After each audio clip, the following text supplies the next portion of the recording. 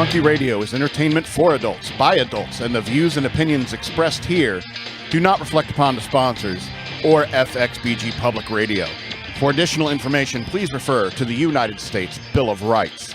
Stand warned. We still operate by the United States Bill of Rights here in the United States. I firmly believe in all of it, and I really love FXBG Public Radio because we're always adding new little fancy things and so forth. New little like that beginning, starting soon screen. I like that. Welcome to Shock Monkey Radio. So I want to apologize for last week's show. It was chilling. It was chilling to watch it back, watch the video back, and just to place the timestamps in the video. It was stomach turning. It was so stomach turning, I couldn't even clip it. I couldn't even make clips of it. When I was watching it, I wanted to kick my own ass, listening to me pretend to think like an idiot liberal, What are you talking about? Yeah, it was last week's show. So, and I think it scared me because I can make a liberal narrative make more sense than most actual liberals. So I'm sorry about that, but I was just trying to challenge myself. I got the idea one night while drinking, and I decided to do a contrarian day on the show, and I realized that I would have to do the whole show that way in order to make it work. So right down to the final sign-off where I said, I am the madman and you can kiss my ass. EK didn't even know what to do when I said that. It was jarring. Yeah. He looked at me and he looked at me like, tell me you love me. Tell me you love me. Jarring is what he called it. It was most definitely jarring. Yeah, absolutely. And so, I also had some friends who suggested that I should have called it Sarcasm Day instead. But did you get any hint of sarcasm? It did not feel like sarcasm. Exactly. Sarcasm is in the tone. Sarcasm is in the tone. So I had to call it Opposite Day, and I could only live in the mind of a liberal for about a half hour because it made me feel dirty, stupid, and evil, like a Democrat. Welcome to Shock Monkey Radio. I'm your host, the Madman. I want to remind you that I have a Patreon. Go to patreon.com/shockmonkeyradio. There you can become a patron, $3 a month. It's not like I'm asking for Bitcoin. It's $3 a month. You can also send me cash through the Cash App. Use the hashtag Shock Monkey Radio right here.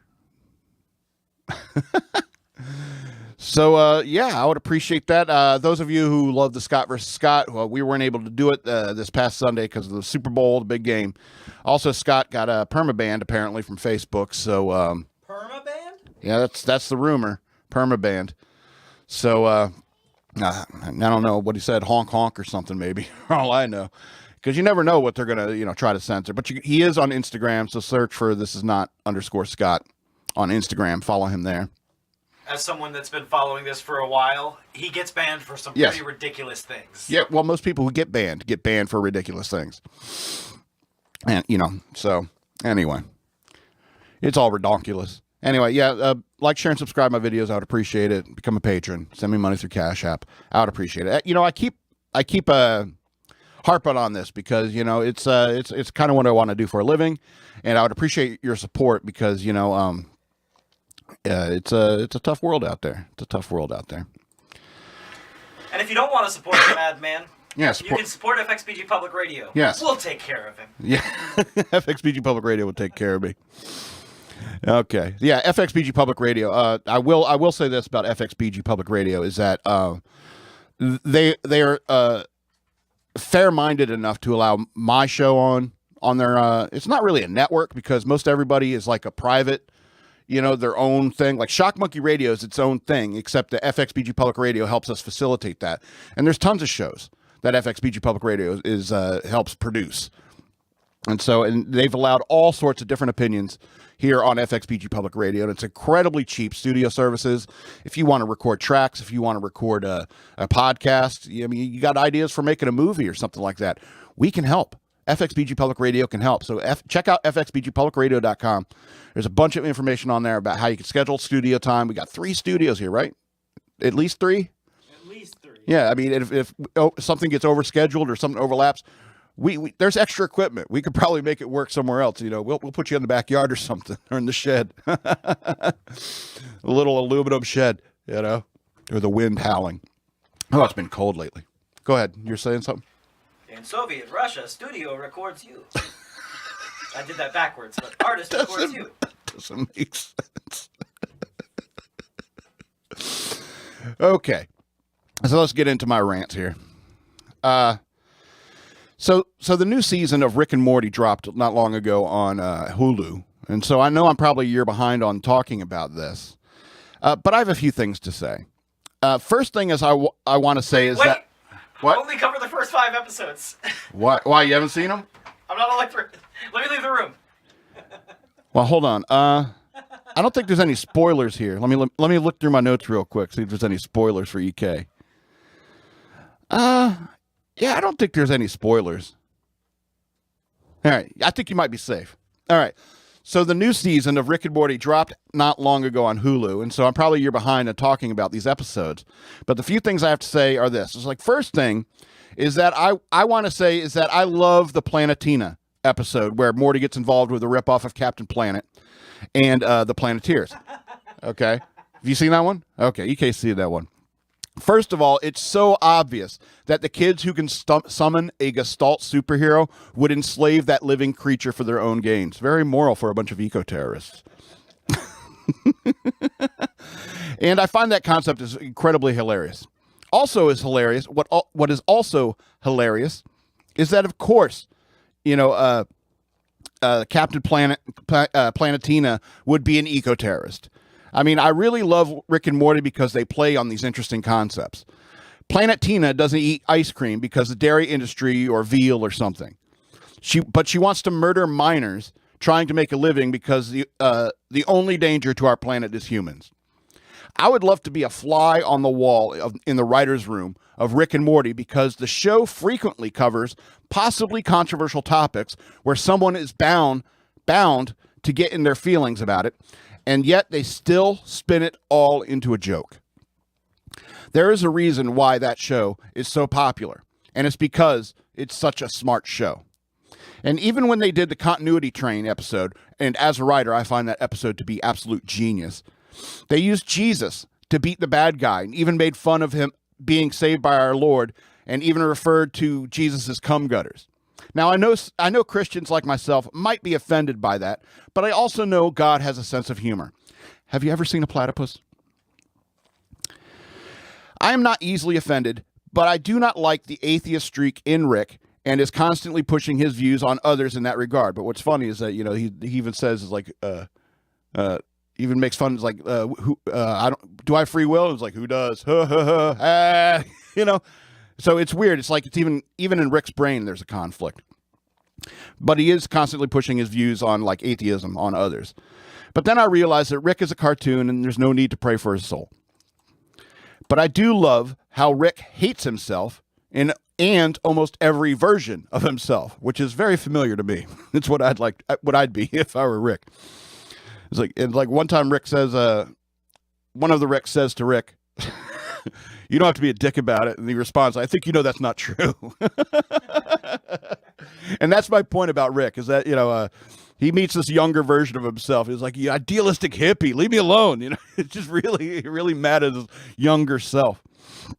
Anyway, so there is one line that really rubbed me the wrong way in one of the episodes. And Beth says, being a 17-year-old girl is like 26 in boy years. And, you know, even 26-year-old guys don't say, and like 26 in boy years. But she says being a 17-year-old girl is like 26 in boy years. And I am really sick of this kind of sexism. The idea that women mature faster than men is all based upon the fact that puberty happens earlier in females in comparison to males. That doesn't mean maturity or wisdom. Just because you were a slut at 17 does not make you as wise as a 26-year-old man. Losing your virginity does not imbue anyone with wisdom. Beth got pregnant at 17, and gestating another life inside you does not make you smarter or wiser. In fact, your baby bump is proof of your lack of wisdom. And have you ever heard of baby brain? Baby brain is when pregnant women get dumber because their body is diverting resources for the sake of little summer growing in your belly. Also, once the baby is born, both you and the father, hopefully, are likely to be too exhausted from feeding and changing even for years after the birth. And everything on TV is, where's your hands? There's your hands. And that's how we play handy hands. And that's not exactly Chaucer you're getting to put into your brain when you're raising a young child. You're not exactly growing wise raising a baby. You gain experience. You gain experience in raising babies, sure, but that's not wisdom or maturity. Plus, you married Jerry, Beth. You should never have let him inside you in the first place. That's why your kids are half stupid, as you might say. I say that they are 3/4 stupid because you're half stupid from your mother. I'm sorry you're a stupid slut, but that doesn't make you wise. Anyway, it was a really good season, generally speaking, and the cliffhanger was really good. I think they're going to be doing a Crisis on Infinite Earths kind of thing, and I'm really looking forward to the new season. Is it on now? Are they playing it now, and I'll see it in a year or something like that when the new series drops on Hulu? I don't know. Speaking of my misogyny, I watched the Daily Wire's new movie last week, Shut In. I appreciate that they played it for free live on their Daily Wire YouTube channel, and I was able to see it without paying for a subscription service, so thanks for that. I'm sorry, Daily Wire, but I don't think that Shut In was a great movie. Run, Hide, Fight was a better movie, in my opinion. But that's 2 movies in a row with females in the lead roles. I thought you were trying to buck the Hollywood propaganda. Excuse me. However, Jeremy Boring addressed this in the backstage thing that they did before the premiere. He said that they've had a hard time even finding scripts that focus on male lead characters. Excuse me. And I suppose that makes sense. But the new Old West movie that they're going to release this summer, Terror on the Prairie, has Gina Carano in the lead role. So you've had time since all this, since you started this endeavor, to change this kind of nonsense.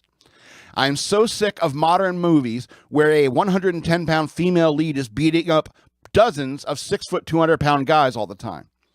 I'm sick of Westerns where they have to shove in a woman or minorities because there's too many white guys in one shot. Somebody's going to get uncomfortable.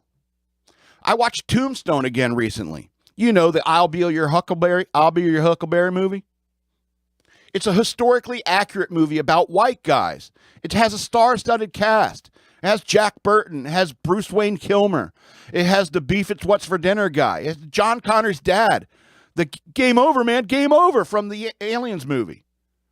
All white guys. And no one should care because they are playing real-world characters who were white. Every situation that happens in the world does not accurately represent the American population down to the percentage point. Of course, I understand that women and minorities had it pretty bad in that Old West time period. And of course, stories of that can be told. But Tombstone is about killers killing killers. But this isn't Chicago in the modern era. It's Tombstone, Arizona in the late 1800s. Even World War II movies feature mostly white casts, and that is because the U.S. military was not integrated yet. So it was waves of white people storming the beaches of Normandy. And those stories should be told, just as the stories of the Tuskegee Airmen needs to be told. Anyway, I don't think that Shut In was a very good movie.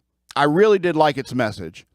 In particular, I liked how the scene with the Bible, one scene with the Bible, she skipped over the 23rd Psalm, which is always overused when anyone mentions the Bible in a movie. And instead, they used a verse from Matthew, I think, about trees that bear bad fruit. Good on them, because there's lots of great Bible verses, and most of them are not the 23rd Psalm. I love that Grandma was really looking out for her family in such a sweet way. But that house that they were living in, that this whole thing takes place in, it doesn't seem very well constructed, and I'm shocked that no one ever fell through the bathroom floor. You'd probably have to see the movie to understand what I mean. Anyway, Shut In from the Daily Wire, I give it 5 of 13 stars. I don't care what anyone says. She would have done that meth and then read the Bible. Plus, that wasn't 3 grams, and the movie doesn't know how to junkie, even though it knows how to Bible. But the movie does come with a free apple butter recipe.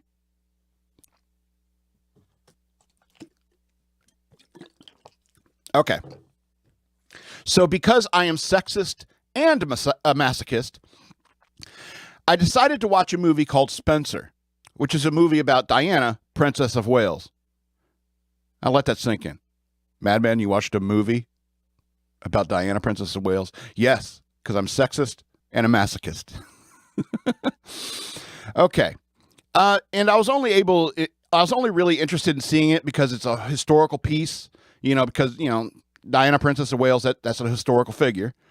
And it also stars Kristen Stewart, and I think she's smoking hot, even though she's probably crazy, like most hot women. And I thought, maybe she'll get naked. But she didn't. I think they called this movie Spencer because it's got a much better ring to it than The Barfing Princess. And so you got a lot of that in the movie. A lot of Princess Di barfing in this movie because they wanted to portray the real lives of bulimics. But just like I expected it is portrayed as not her fault. Because she's a princess, and a princess must always be beautiful and blah, blah, blah. Look, I don't think the queen barfs like that. I don't know. Some nights she may have a lot of wine or gin. I don't know how the queen rolls. But the idea that Diana was forced to remain thin over Christmas, where they specifically told them to gain 3 pounds, that's ridiculous. Yes, it's British and weird, and Brits are weird. That's a given. But in many ways, it could have been a very good thing for Diana to gain some weight over Christmas. Was the 3 pounds referring to money? No, just like it has nothing to do with money. I know it gets confusing for the Brits when it comes to their money and everything. But the prince didn't cheat on Princess Diana because she was fat. The prince did it because he's a selfish D-bag. Have you seen the pictures of Camilla? It doesn't make sense. It's like Hugh Grant cheating on Elizabeth Hurley. It's because he is a selfish D-bag that you married, by the way. Camilla did butt stuff or not? Maybe Camilla did butt stuff. That's what EK says.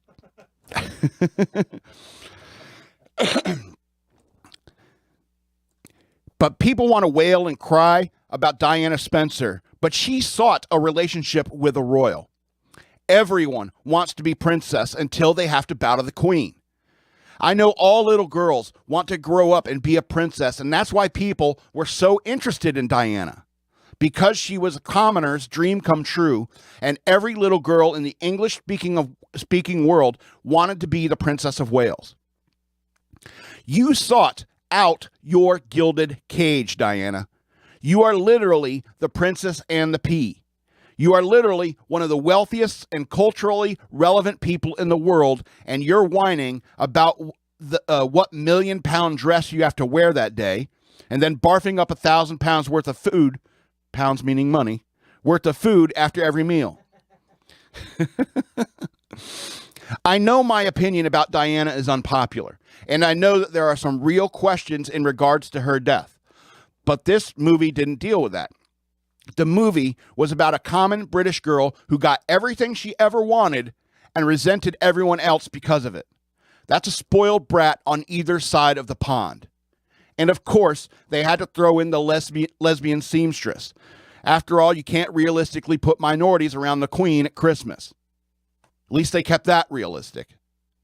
It just irritates me when people who have a life of wealth and that I can never even accurately imagine whine and complain about anything. Most everyone on earth is enslaved by money. Most of us are walled in by poverty, whilst you live in a gilded cage being spoon-fed pudding and pheasant. Spoiled little rich bitch. Spencer on Hulu, 2 of 13 stars. King Ralph with John Goodman is a much better movie. All right, got one more story I want to tell you. Let's set the Wayback Machine to 1994. 1994. They had those little, like in Burger King, you could smoke in Burger King. They had those little gold tin ashtrays, real tiny. You can only put like 2 cigarette butts on it that they would have on the tables at Burger King. And I was 17 years old. We thought we were so cool smoking cigarettes in Burger King. 17, that's as cool as you get. You could also smoke in the mall. But I want to tell this story about how I was in the mall one time. And we were waiting for this guy to get off work at a certain store there. Not going to name it. Waiting for this guy who was over 21. He was going to buy us some beer. And so we're waiting in the mall, waiting for him to get off work. And this was kind of late. The mall's getting ready to close. And we hear this commotion, some screaming, a couple women screaming down the passageway a little ways. And we're like, what is that? And being, guys, we're just a bunch of guys in flannels smoking cigarettes with our long hair and talking about how Nirvana sucks. Well, that's what I was talking about. They were like, no, you're wrong about Nirvana. Like, no, I've never been wrong about Nirvana. And so we're walking. It's like, let's go check it out. We start walking down the passageway, and we see this girl walking towards us. She must have been about 13 or 14 years old, fairly young girl. And she's got this bag, like Montgomery Ward, I think, was still there at the time, over her shoulder, and she's crying. This 13-year-old girl crying. And it's like, what's this all about? And there's this older woman, like two middle-aged women who are kind of like bickering, like sniping at each other back and forth, but they're like right next to each other. Then as we're walking by and we're inspecting the scene, we see this one woman, the third woman back, there's the girl, one lady and the other lady. The third lady back, like, took two lunges forward and kicked at the girl, the 13-year-old girl, and missed and hit the bag. And we're like, whoa, what are we seeing here? What are we seeing here? And that's when the middle lady started freaking out and grabbed this woman by the arm. And the one lady who kicked, the kicker lady, she had a drink in her hand. And she grabbed her by the arm with this drink in her hand. The drink goes down on the floor, and this middle woman starts shrieking, stop her, somebody stop her. She's hitting my child. And I was like, oh my God, what have we walked into here? Right? So me and my friends, we kind of like get in the way of this woman. We're like, hey, what's this all about? And she's like, oh, you need to mind your own business and stuff like that, blah, blah, blah. And we eventually let her walk away. And while the girl and the mother stayed right there, that was obviously the girl's mother. And so the other woman walked away. I forget the name of the store. She was at Sears, I think. Walked into Sears.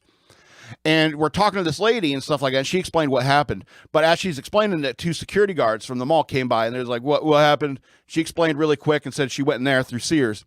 And so the security guards went in there. And this is a story. This is what happened. This is like these ladies were walking in the mall. And the young girl was trying to catch up to her mother. And so she walked in front of the kicker lady, the lady with the drink, walked in front of her at too uncomfortably close for her taste, apparently, and got mad. And so when her mother and the daughter was following behind her. And so the lady with the drink kind of walked up alongside the young girl. And when she got next to one of the kiosks that are there in the mall, she like hip checked this 13-year-old girl into one of the kiosks in the mall.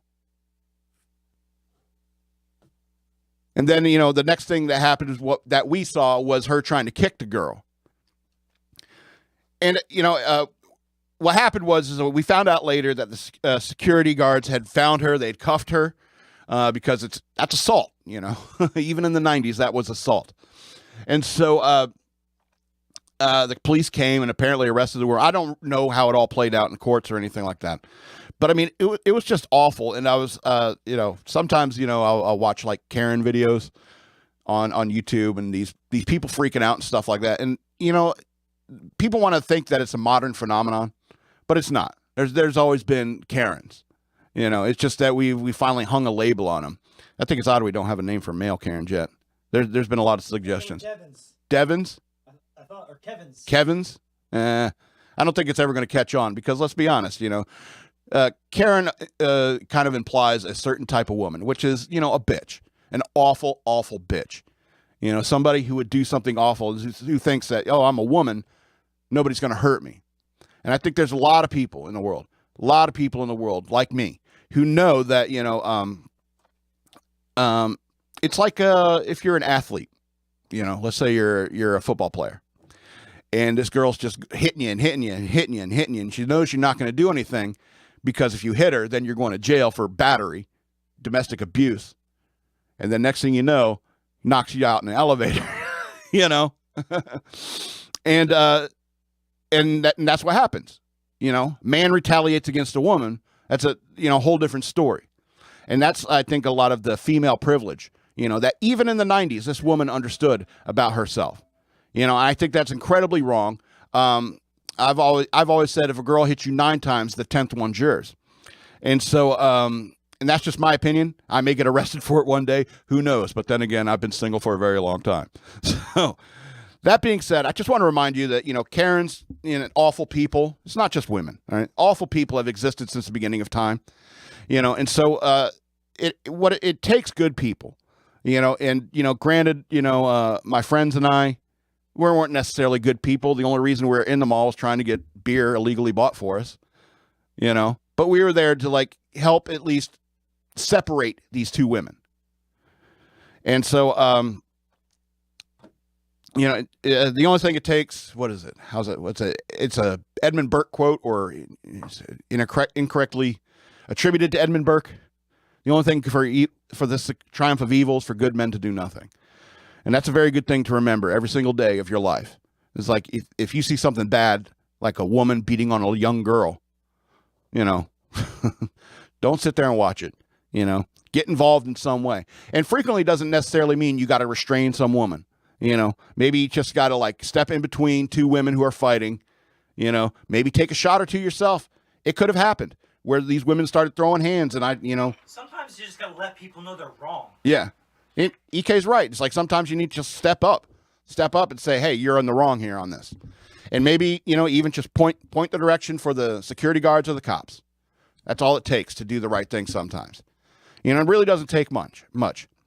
Anyway, the good news is that the guy got off work. He bought us some beer. He bought me a 6-pack of Mickey's, and I went home and drank it. And this was when I was young. I had no tolerance, and I barfed so hard that night that I busted a blood vessel in my eye. And I walked around the whole next day, a couple days, with a big red mark on the side of my eye. Anyway, let's go ahead and get to the news worth knowing.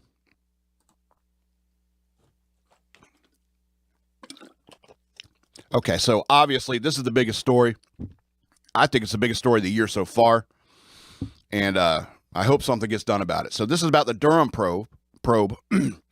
So the media, this is the headline from Fox News, but it covers enough of what I want to know about the story that I want. So the media suddenly develops laryngitis after years of pushing Trump-Russia collusion, critics say. So the mainstream media spent years fixated on the alleged collusion between Donald Trump and Russia, but have largely downplayed or otherwise ignored the court filing from special counsel John Durham as part of his investigations into the origin of the sprawling Russia probe. Excuse me. Quote, the traditional media is more interested in whisper campaigns and rumors than filings from U.S. attorneys. That's a hell of a point. Former chairman of the House Oversight and Government Reform Committee and Fox News contributor Jason Chaffetz told Fox News Digital. Quote, if they got it wrong, and they did, then cover the truth with the same vigor, Chaffetz continued. It seems some media outlets were so interested in perpetuating a lie that they can't now say that they are wrong. That's exactly it, sir. The Media Research Center found that ABC, CBS, NBC evening newscasts alone spent a whopping 2,634 minutes covering the investigations into alleged Russia collusion through July 20th of 2019. That's nearly 1/5, 19.5% of all of the broadcast Trump coverage. A huge shadow on his presidency, analyst Rich Noyes wrote. The heavy-handed coverage from ABC, CBS, and NBC was in addition to the dedicated airtime from both CNN and MSNBC, which focused relentlessly on the investigation's developments.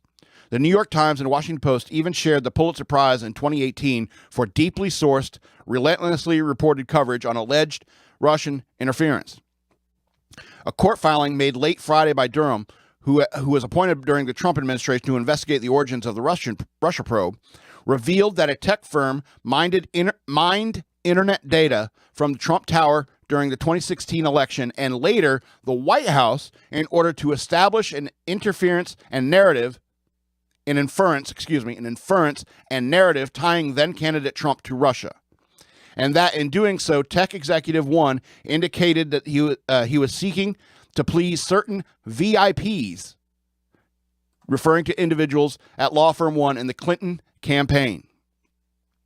Durham's filing hasn't received the same frenzied coverage, and critics have taken notice, nor have other indictments that further discredited the Christopher Steele dossier alleging Trump-Russia collusion. Quote, the networks and major papers avoided touching this news like Durham was a leper, Newsbusters executive editor Tim Graham wrote. Senator Ted Cruz scolded the press for failing to cover the story. Quote, the corrupt corporate media is trying to ignore it and hide the truth, Cruz tweeted. MSNBC, which made the Russian investigation the most dominant topic on the network for years under President Trump, completely ignored the revelations Durham made in the court filing late Friday through Monday. Morning Joe finally addressed it on Tuesday, but mocked Durham in the process. CNN dedicated less than 3 minutes to the subject during its same period, with only one mention on Monday's installment of The Lead with Jake Tapper. None of MSNBC or CNN's primetime shows, typically regarded as the most watched programming on the networks, touched the subject through Monday. ABC, CBS, and NBC similarly made no mention of the new developments on their morning and evening newscasts through Monday, though NBC News published a report online on Monday night. The New York Times skipped running a report and went with news analysis, slamming right-wing outlets for pushing a narrative that is off track.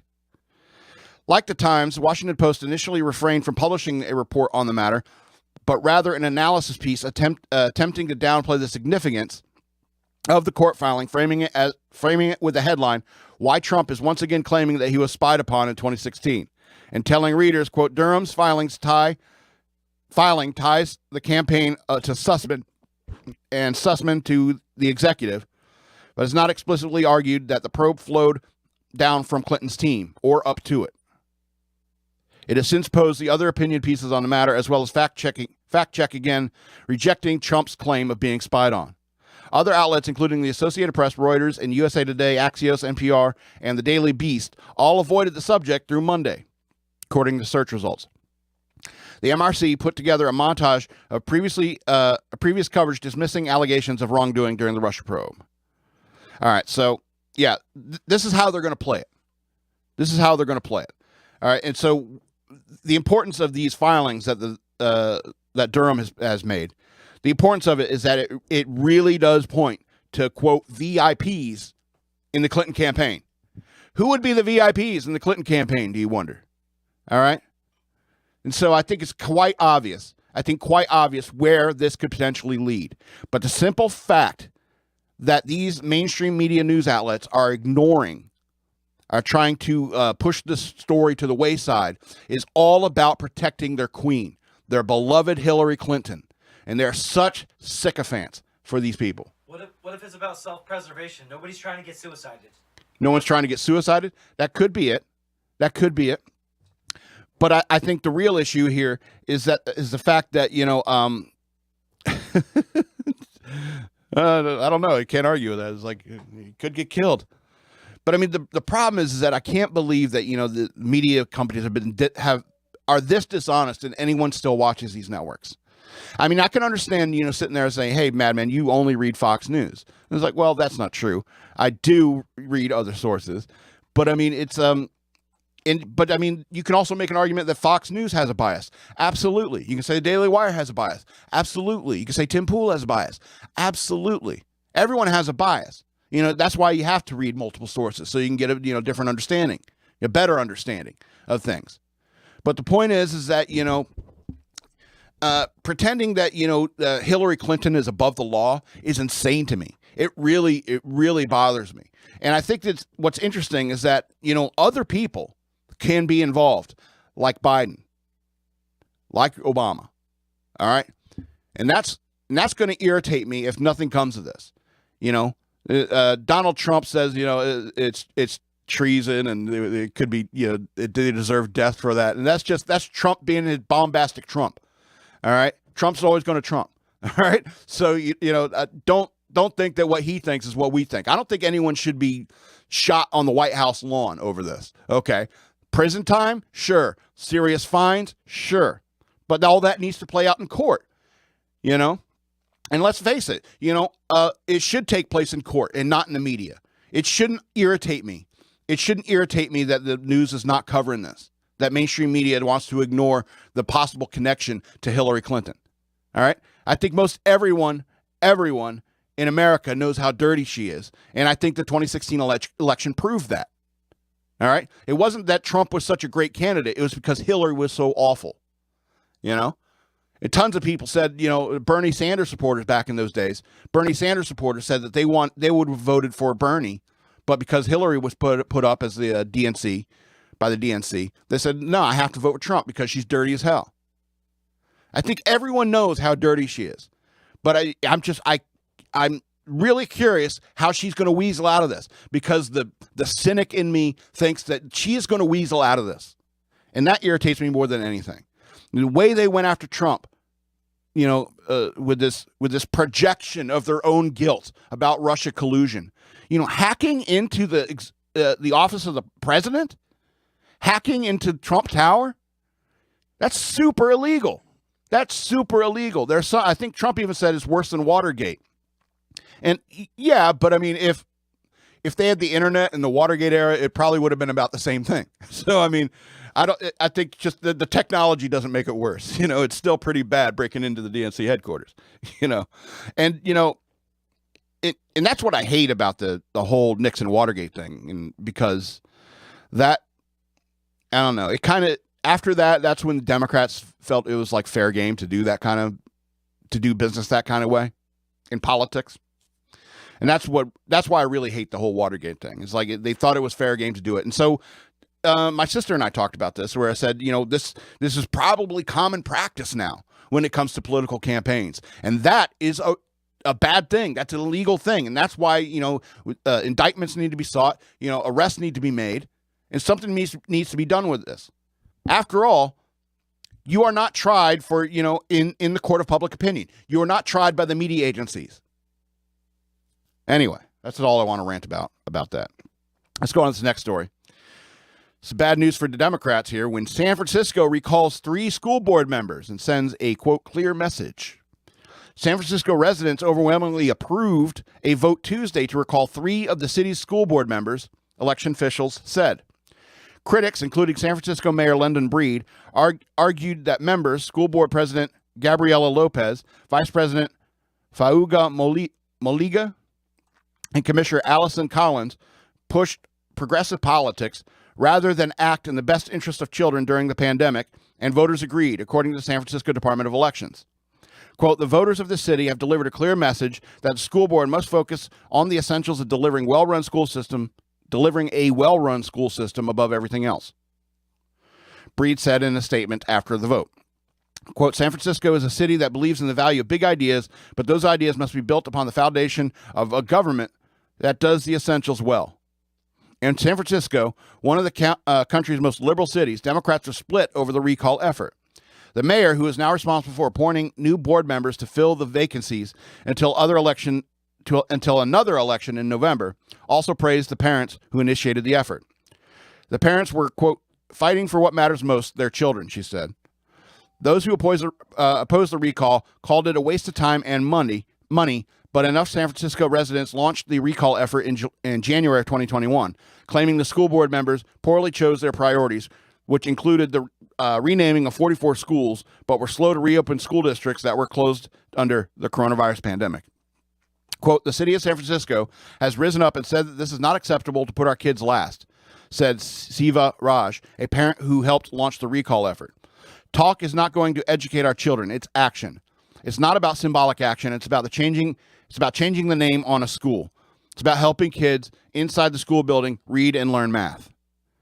Collins, Lopez, and Moliga have consistently defended themselves as they claim their record shows that they were doing what they were elected to do. The recall was started in January 2021 after the board voted to rename 44 schools that honored Abraham Lincoln, George Washington, and U.S. Senator Dianne Feinstein, public figures the board claimed were linked to racism and sexism. Golly. Anyway, the plan was that's a whole different issue, really. The plan was subsequently criticized for historical inaccuracies, and the school board ultimately dropped it. Collins was criticized again after the tweets she wrote in 2016 resurfaced, which critics argued were racist. Collins said the tweets were taken out of context, refused to remove them, and sued the district and her colleagues for $87 million, and the lawsuit was dismissed. So, yeah, I think parents are starting to understand, what's at stake. Just like so many other conservative commentators have said, is that the era of the pandemic has allowed parents a peek into what's going on in the classroom. They're able to see what the kids are actually being taught, and they're being taught activism, not the basics. Reading, writing, arithmetic. And that makes people want to get more involved in their school board meetings and in their government. And I think that's the point. Is like Americans in many ways have become far too complacent and trusting of the government. And because of that, that's why things have gotten to this point where you got a bunch of blue-haired, feminist, pansexual jackasses teaching your kids that they should grow up and be blue-haired, pansexual jackasses as well. And so I think that that's a good thing. If people are opening their eyes, especially in a city as liberal as San Francisco. I mean, I don't know how much poo on the streets you need before you're like, hey, I need to go to the polls more. Yeah, you know what I'm saying? So I think it's a good thing that people are waking up and they're trying to take a more active role in your government, because that's how our government should be run. I was watching like Tombstone and some other westerns. I don't know. I've been on a western kick lately. So if like frequently in a western, you'd have like there'd be like you'd watch a western movie and there's some corrupt sheriff. Or there's some corrupt U.S. marshal, and the people have to take their arms that they're legally, constitutionally protected to have, and fight against some posse. And the marshal's sitting there, you can't do that. The cowboy gang, they're the good guys and so forth in this town. They draw a lot of water and you don't. And so, and that's the point of that kind of government, because it's a self-governance. There's always like the plot line in all these westerns where like, oh, we got to send a telegraph to the army to come deal with this problem. Right. And the army sends back a message. It's like, you guys are men. You have guns. You take care of it. We got bigger things to do. We're getting scalped by a bunch of natives, and that's the point of our republic. That's why a republic is so beautiful, is that it's self-governance at a very micro level, from your town to your county to your state and even to the federal government. And you can even argue that the federal government isn't really needed. At least I would. At the very least, we should cut out the House of Representatives. All those mooches. Anyway, let's go on to the next story. All right, so Biden pledges he won't send American servicemen to fight in Ukraine. So President Biden said he will not commit American troops to potential war in Ukraine as tensions remain high among the Eastern European countries' border with Russia. Quote, while I will not send American servicemen to fight in Ukraine, we have supplied the Ukrainian military equipment to help them defend themselves, Biden said during an address on the situation between Ukraine and Russia on Tuesday. We provided training and advice and intelligence for the same purpose. Biden's comments come as hope for a diplomatic solution to tensions in the region remained a possibility, though Biden said that reports of Russian troops moving away from the border with Ukraine have not yet been verified by the U.S. Quote, President Putin and I have agreed that our terms should continue to engage in a diplomatic solution, Biden said. He went on to say, we should give diplomacy every chance to succeed, and I believe that there are very real ways to address our respective security concerns. But the president has bolstered troops in the defense of NATO allies, with the U.S. sending 500 soldiers from the 101st Airborne Division to Poland, who will join other American forces already in the region. Quote, make no mistake, the United States will defend every inch of NATO territory with the full force of American power, Biden said during the address. An attack against one NATO country is an attack against all of us. Roughly 3,000 troops have been tasked with deployment to Europe last week in response to the ongoing tensions between Ukraine and Russia, adding to the thousands of service members who are already permanently stationed on the continent. Biden has warned of severe economic consequences for Russia should it choose to invade Ukraine, though it has stopped short of saying the U.S. military would become involved in the conflict. Quote, the United States and our allies and our partners will respond decisively. The West is united and galvanized, Biden said on Tuesday. If Russia proceeds, we will rally the world who opposes its aggression. The United States and our allies and partners around the world are ready to impose powerful sanctions on export controls. We will put intense pressure on the largest and most significant financial institutions and key industries. Okay, so yeah. So I don't know. Ben Shapiro's kind of a war hawk on this issue, and I don't really like that. I'm more with Matt Walsh on this. It's like, why? Why should we get involved with them? Why? We got our own problems here. Got our border leaking like a sieve, And Ben Shapiro says, why can't we do both? And I'll tell you why. It's like, because Biden's president. And, we send our troops with Biden as president. He may just change his mind all of a sudden and say, drop all your equipment and run like we did in Ukraine. And then our enemies get a whole bunch of our equipment. All right. And I think that's the issue for me. Yeah. When he dropped out of Afghanistan the way he did, that possibly could happen again in Ukraine if we send troops into Ukraine. And that's what irritates me about that. It's like, if I were in the military right now and Biden was president, I would be scared out of my mind. And I think that's, I guess because I served in the Navy, I have that experience, and I was lucky because I was under Bush. I felt like, what we were doing was right. But if I had if I was served under Clinton, like a lot of these guys who served under Clinton, that's when all that stuff in Mogadishu happened. That Black Hawk Down movie, that's all under a Democrat's rule. They're like, oh, the military doesn't need all that money. And you're leaving a bunch of troops out there very, very vulnerable. Thank God they're Americans.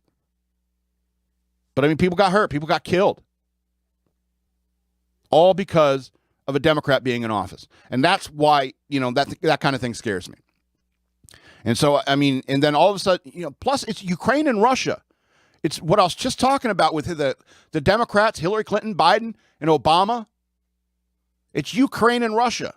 The very same countries that they've had all this alleged corruption and are involved with. Both of those countries.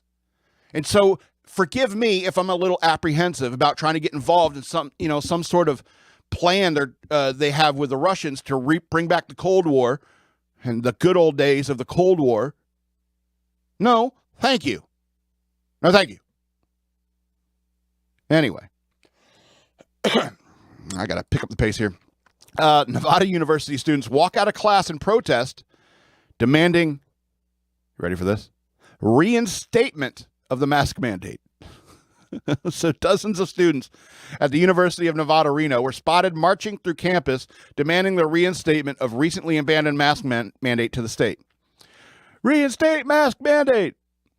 Hey, it rhymes. Good for you, protesters. You can rhyme. Dozens of students chanted repeatedly as they marched across the campus in Reno, Nevada on Monday in a video captured by KRNV reporter Ben Margiat. Forgive me. Margiat added that the petition to reimpose the COVID-19 mask mandate has gathered 1,500 signatures. That's a lot of dumb people to be at a university. Quote, as an institution of higher learning, it is the responsibility of our educational mission to provide an environment where perspectives and experiences are shared safely, with respect, and with a thorough understanding of points of view which may sometimes differ, the university said in a statement after the students walked out of class in protest. Today, Monday's demonstration was an example of where there was an exchange of ideas and constructive, peaceful action regarding public issues. Conservatives on social media immediately criticized the video, with many pointing out that the end of the mandate does not mean that students can't wear masks if they choose. What are they teaching these kids? All right, I'm going to skip the rest of the article and instead just comment on it.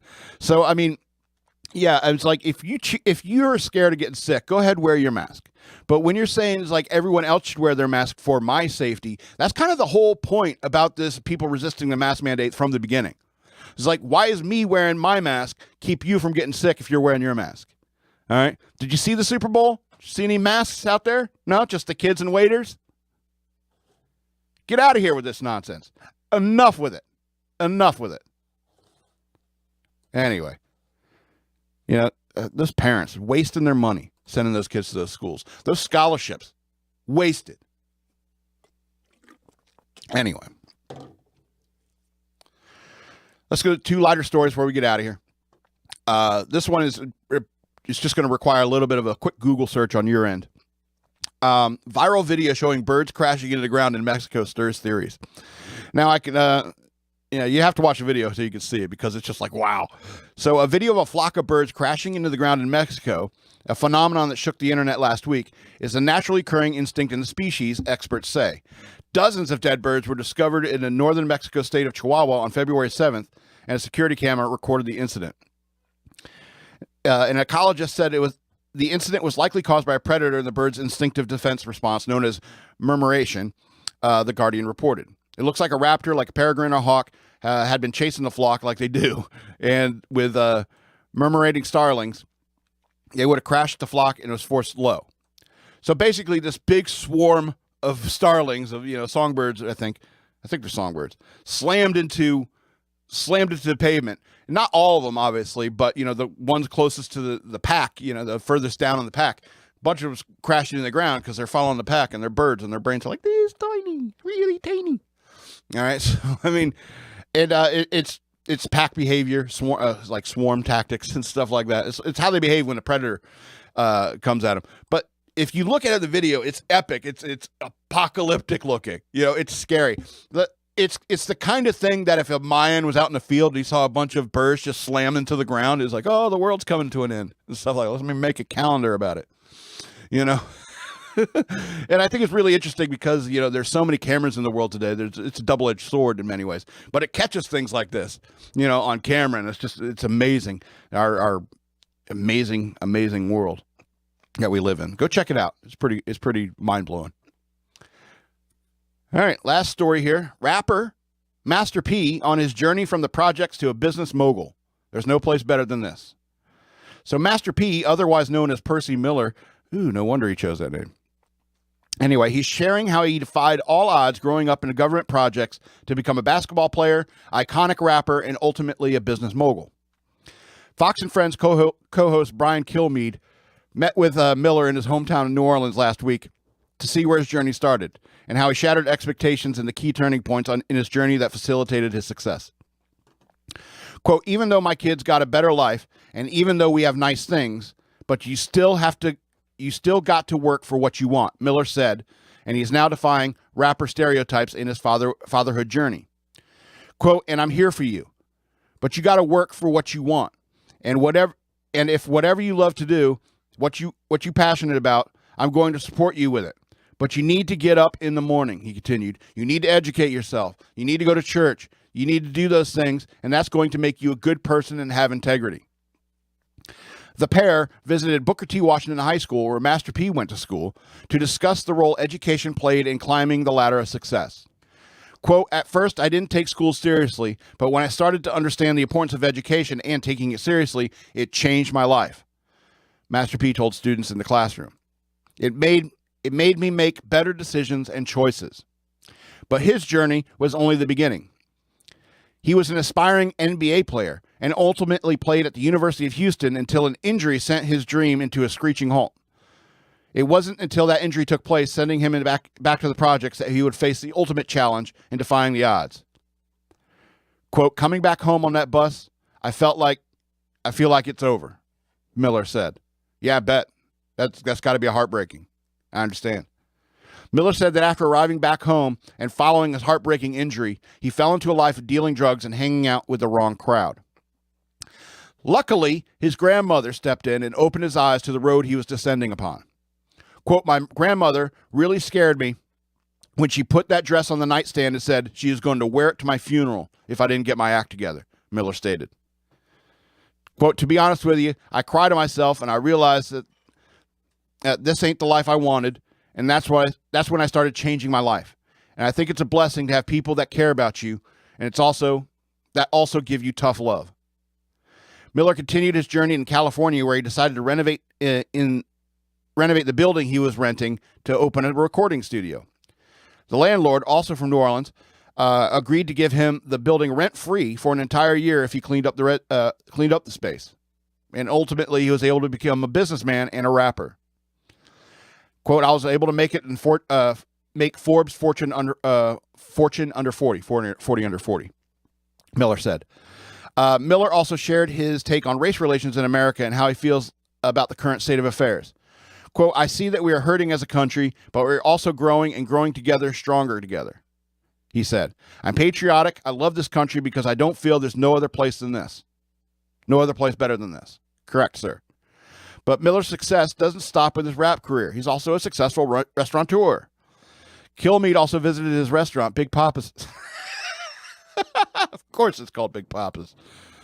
I love it when you eat at Big Papa's. Wait, is that Notorious B.I.G.? Yes. Oh, okay. Oh, my bad. Anyway, I don't know rap. Anyway, and a local grocery store that carries a variety of his products, including soldier snacks. Quote, this is fantastic. It says for those children of our heroes who have sacrificed their life to save ours, Folds of Honor will receive a donation from the soldier snacks for every bag purchased, Killmeat said. That's great. That's an American dream right there. And, yeah, it's I can imagine having that dream, thinking you might make it to the NBA. You playing your heart out and some injury, something that, your body fails you in many ways. You could fall into that thing. It's like, my life is over now. You get involved in slinging drugs, running the wrong crowd. But you got your grandma who loves you, and she'll give you tough love. Like, see this dress? This is the dress I'm going to wear at your funeral. You got to get your act together, and that's real love right there for you. That's a grandma that loves you, and thank God, Master P heeded that advice, and understood what it meant. And he's right. You got to get up in the morning and you got to go to work. If you want good things, if you want a good life, you got to go out there and work for it. You gotta, and you have to have that morality in your heart. You got to do the right things for the right reasons. You got to have that stuff in your heart and in your mind all the time. You got to go to church, fill yourself with the wisdom of the ancients, because a lot of people have screwed up their lives long before you came around, and things can get better for them, but you got to put in the work. You got to put in the morality, and you got to give the love. You got to do it. And that's the only real path to success. And to be honest, America is the best country because having that freedom to do that, it's very unique to America. Very unique, because it's you own your own labor. And if you want to live a good life, you got to get up there and you got to do the work. And that's all there is to it. So we're here at the end of the show. I'm going to close my laptop. We're here at the end of the show. And I just want to remind you again to go over to Patreon. Let me move my water bottle here. Go to patreon.com/shockmonkeyradio. Become a patron. I would appreciate it very much. Please like, share, and subscribe on the YouTube channel. Tell your friends about this show. I'd appreciate it. I also do clips frequently. Share the short little clips, so those people with short attention spans, can get a taste of what I do here. I would appreciate that. You can also send me money through Cash App. Use the hashtag ShockMonkeyRadio. You can send me money through that. I would appreciate it. You can drop me a note through the Cash App, or you can email me at madman@fxbgpr.com, and I may feature you in a mailbag segment one day. And I also have books available. If you're interested in reading my books, they're available for digital download on Amazon.com. Search for the author Scott L. Robbins, with Scott with 2 T's, Robbins with 2 B's. Scott L. Robbins. I got my 3 Exit 13 books. I got The Ravings of a Madman. It's a book of basically a bunch of rantings like you hear on my show. I also have The Bunny Years, a memoir, a fiction story about a superhero in Tampa, living in Tampa. So check it out. I'd appreciate it. We're at the end of our show now, and this has been Shock Monkey Radio. I'm the Madman, and I love you. I gotta go. Turn it off.